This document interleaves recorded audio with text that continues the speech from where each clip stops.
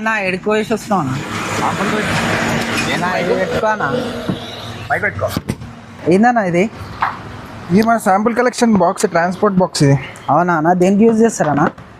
ఇప్పుడు home sample collections ఉంటాయి కదా, అన్న దాంట్లో వాళ్ళ శాంపుల్స్ దీంట్లో ట్రాన్స్పోర్ట్ చేసుకొని ల్యాబ్ తీసుకొని వస్తాం.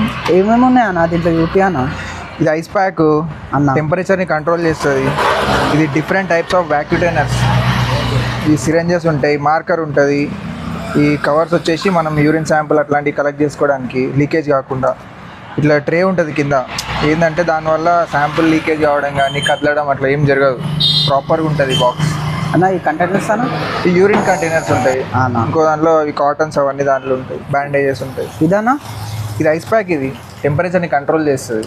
అన్న ఈ ఎండాకాలంలో కానీ నార్మల్ టైంలో ఎక్స్ట్రీమ్ టెంపరేచర్స్ ఉంటాయి కదా, అన్న శాంపుల్ స్టెబిలిటీ మంచిగా ఉండడానికి యూజ్ చేస్తాం. దానివల్ల యాక్యురేట్ రిజల్ట్స్ వస్తాయి. వేరే ల్యాబ్లో మనం వేరే బాక్స్ యూజ్ చేస్తాం కదా అన్న, ఇదే యూజ్ ఎందుకు చేయాలి? అవి ప్లాస్టిక్ బాక్స్ లేదంటే దాంట్లో ఇట్లా కింద పడుకోబెట్టాల్సి వస్తుంది, శాంపుల్స్ లీకేజ్ అవుతాయి, కొంచెం కంటామినేషన్ అయ్యే ఛాన్సెస్ ఉంటాయి. సో ఇదేంటంటే ప్రాపర్ శాంపుల్ హ్యాండ్లింగ్ చేసి దీంతో రిజల్ట్స్ కరెక్ట్ రావాలంటే ఇవన్నీ మెయింటైన్ చేయాలి ఖచ్చితంగా.